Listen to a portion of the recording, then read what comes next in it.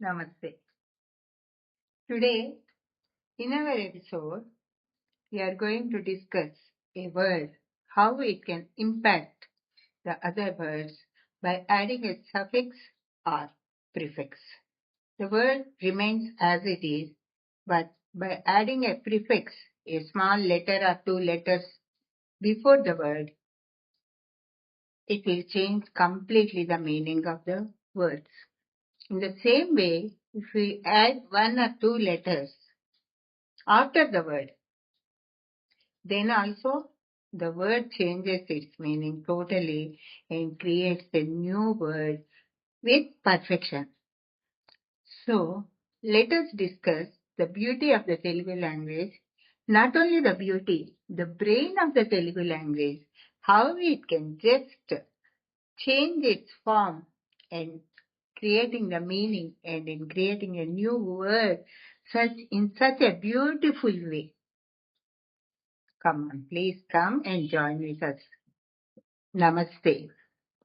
మనము ఈ రోజు పద విశ్లేషణ అనే కార్యక్రమంలో 2వ ఎపిసోడ్ గురించి ముచ్చటించుకుంటున్నాము.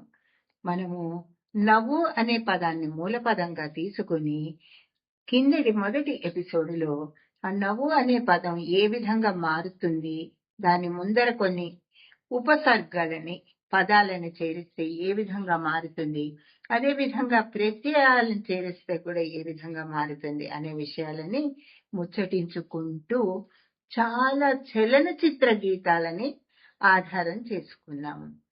ఈ ఎపిసోడ్లో కూడా మనము ఒకే ఒక చలనచిత్ర గీతాన్ని ఆధారం చేసుకుంటున్నాము. అది మన ఉపోద్ఘాతానికి. దాని తర్వాత ఇంకొక కొత్త విషయాన్ని కూడా మనము ఈ ఎపిసోడ్లో తెలుసుకోబోతున్నాము. అది ఏంటంటే విభక్తి ప్రత్యయములు. తెలుగులో చాలా మంది వర్ణము, వర్ణకము అని 2 పదాలు ఉంటాయి. ఆ వర్ణము అనేది అక్షరాలను గురించి తెలిపేది. ఆ వర్ణము అనే దానికి క అనేది మధ్యలో చేర్చి వర్ణకము అంటే అది ప్రత్యయాలు అని మనం అర్థం చేసుకోవాలి. ఆ ప్రత్యయాలు 1 అక్షరము, 2 అక్షరాలు, 3 అక్షరాలు మాత్రమే ఉంటాయి, అంతకు మించి ఉండవు. ఇంగ్లీష్ లో కంజంక్షన్స్ అంటాం కదండి, అంటే which connects 2 words into A meaningful sentence.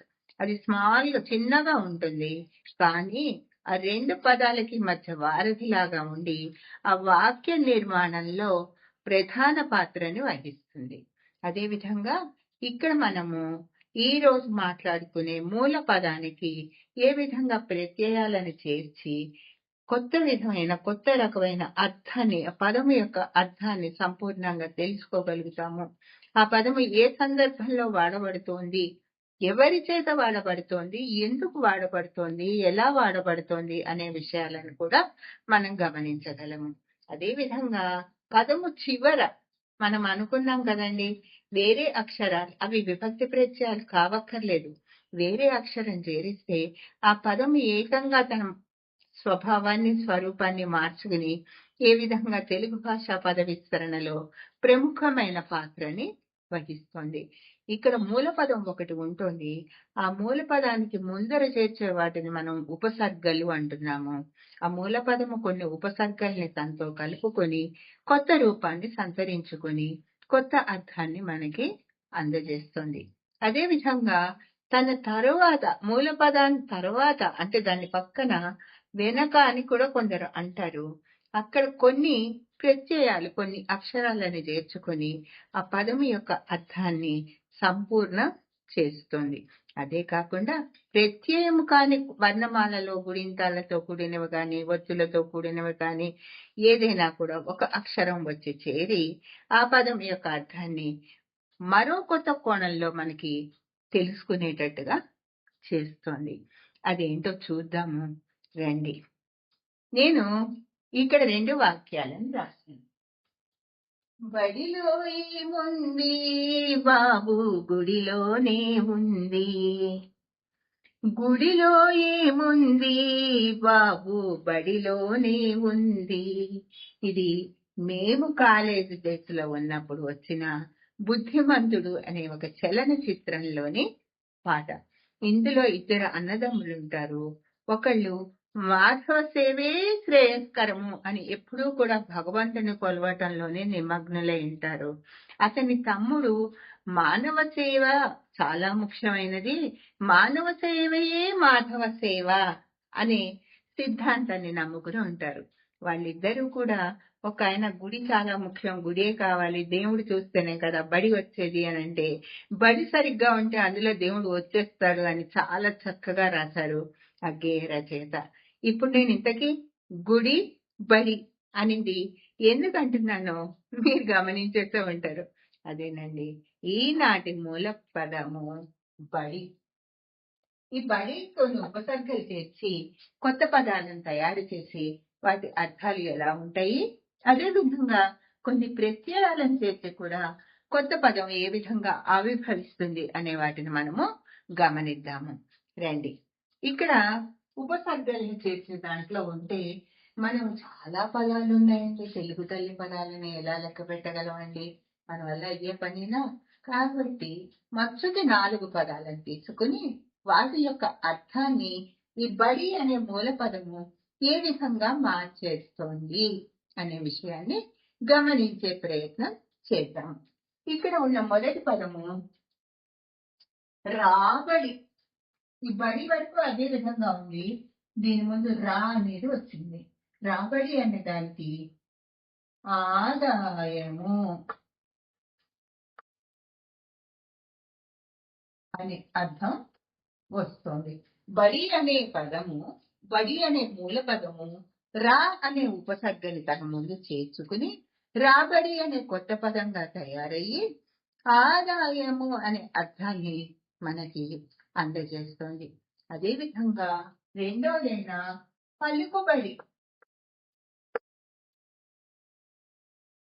ఈ పలుకుబడి అనేది ఆ ఊళ్ళో ఆయనకి చాలా పలుకుబడి ఉంది, అంటే అందరూ కూడా ఆయన్ని గొప్పగా పొగుడుతూ ఉంటారు. ఆయన కనుక ఏదైనా ఒక చిన్న సహాయం కానీ, ఒక మాట కానీ, ఒక సూచన కానీ చేస్తే కాదనకుండా ఆ పని జరిగిపోతుంది అనే విషయాన్ని ఒక వ్యక్తి సంఘంలో, ఒక ఊళ్ళో తన యొక్క స్వరూప స్వభావాలతో మంచి ఔన్నత్యాన్ని ఏ విధంగా సాధించారు, ఆయన చేసే పని ఒక మాట, ఒక చూపు అనంగానే వాళ్ళందరూ ఏ విధంగా కాదనకుండా దానికి కార్యరూపం చేసి చూపిస్తారు అనే విషయాన్ని తెలియజేయడానికి ఈ బడి అనే పదము పలుకు. పలుకు అంటే మాట్లాడటం, బడి అంటే విద్యాలయం. కానీ ఆ పలుకు బడి రెండు కలిసినప్పుడు అది ఒక కొత్త మనిషికి ఉన్న స్థానాన్ని, సంఘంలో ఉన్న స్థానాన్ని, మంచితనాన్ని, సహాయ గుణాన్ని, అతనికి ఎంతమంది సహాయం చేయడానికి అనుకూలంగా ఉన్నారు అనే విషయాన్ని కూడా తెలియజేసే పదంగా మారిపోయింది. అదే విధంగా మూడవది ఈ బడి ఇదే విధంగా ఉంది. పెట్టుబడి. పలుకుబడి అంటే మన హోదా అంటారు మామూలుగా, కానీ సముచిత స్థానం. పెట్టుబడి మన వాళ్ళు ఇన్వెస్ట్మెంట్ అంటారు కదండి.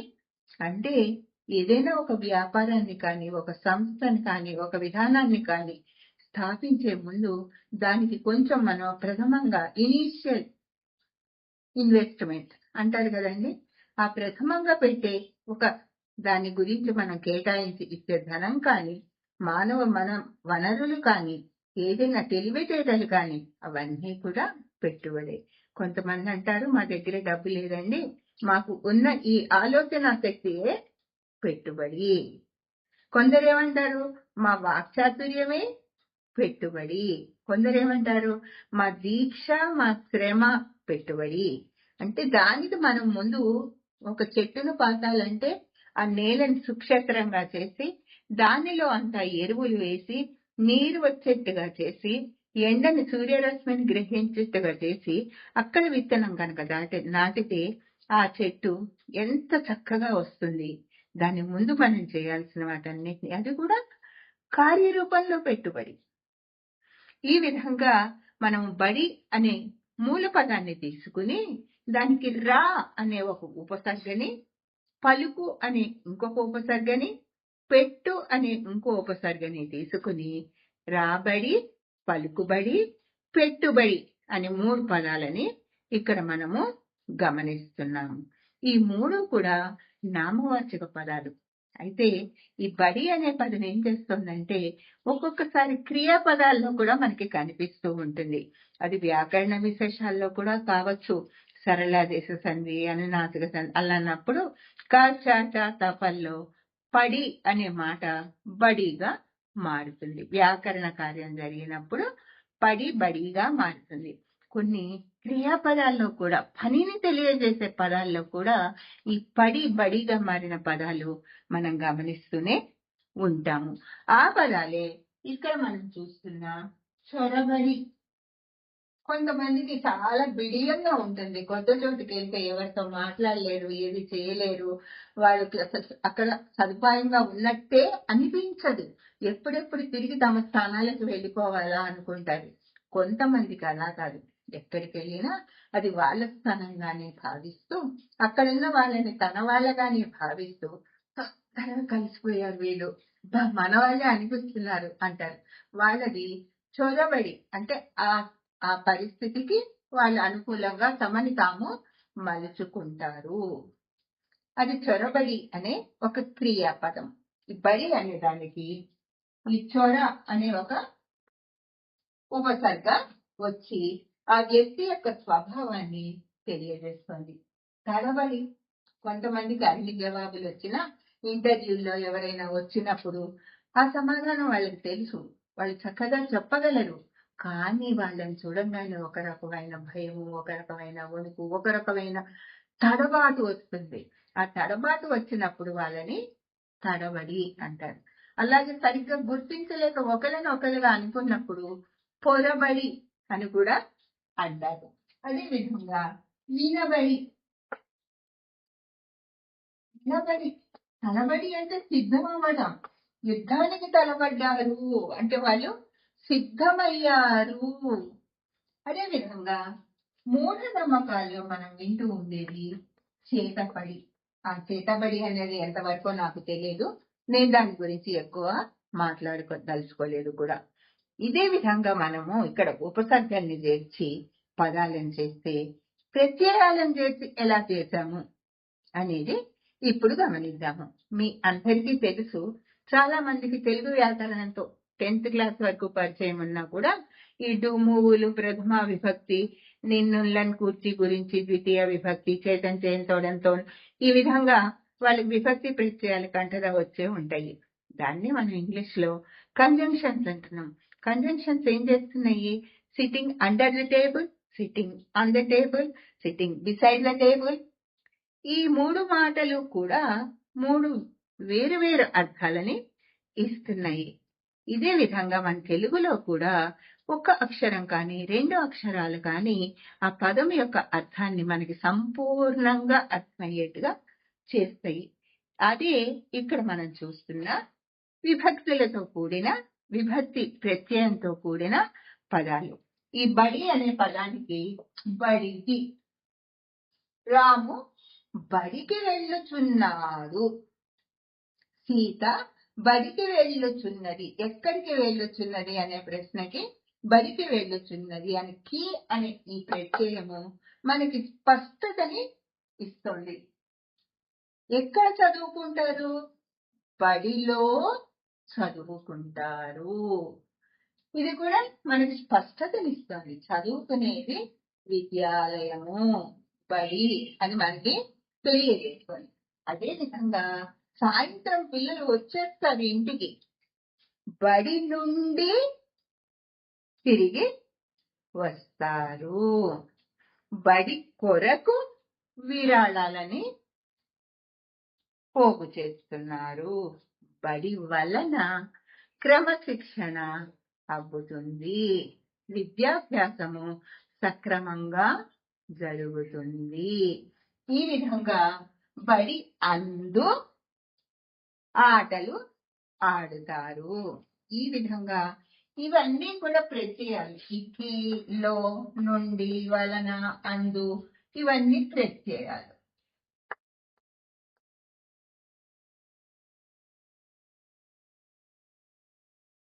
ఈ ప్రత్యయములు చేరి ఆ పదానికి ఒక నిర్దిష్టమైన అర్థాన్ని మనకి తెలుసుకునేటట్టుగా చేస్తుంది. ఇది ఒక విభాగం అయితే, ఈ ప్రత్యయాలు కాకుండా మామూలుగా ఉండే అక్షరాలు కూడా ఆ పదానికి వచ్చి మన తెలుగు భాష సామాన్యమైనది కాదండి, చాలా అద్భుతమైనది. కాకపోతే మనం దాని యందు ఆసక్తి అవగాహన కనుక పెంచుకుంటే తన ఒడిలోనికి చేర్చుకుని ఎన్నో అద్భుతాలని మనం ఆదమర్చిపోతాము, సేద తీర్చుకుంటాము. ఇదే విధంగా ఇక్కడ బడికి తే అనే ఒక అక్షరం వచ్చింది. ఇది విభక్తి ప్రత్యయం కాదు. బడి అనేది అంత పవిత్ర విద్యాలయం అని చెప్పినప్పుడు ఈ తే అనేది వచ్చి చేరి బడితే, బడితే అంటే పెద్ద కర్ర. బండగాడు వినకపోతే బడిత పూజ చేస్తారు, అంటే కర్ర పెట్టి కొడతారు. తుంగ, కర్ర, మోటుతనాన్ని తెలియజేసేది. అదే విధంగా ఈ బడి అనే పదము ఉపసర్గగా ఉన్నప్పుడు చాలా కొన్ని అర్థాలను ఇస్తుంది, విభక్తులతో కూడుకున్నప్పుడు మరికొన్ని అర్థాలను ఇస్తుంది. మూల అర్థాన్ని మార్చట్లేదు. విభక్తితో కూడుకున్నప్పుడు వేరే అక్షరాన్ని తనతో చేర్చుకున్నప్పుడు మాత్రము పూర్తిగా విరుద్ధమైన అర్థాన్ని ఇచ్చి ఆ పదాన్ని ఎక్కడెక్కడ ఏ సందర్భాల్లో ఉపయోగిస్తారు అనే విషయాన్ని చెబుతోంది. ఇది ఈనాటి మనము చేస్తున్న పద విశ్లేషణము. ఇందులోని మూల పదము బడి, ఉపసర్గలు చాలా వచ్చాయి, ఇంకా చాలా ఉన్నాయి.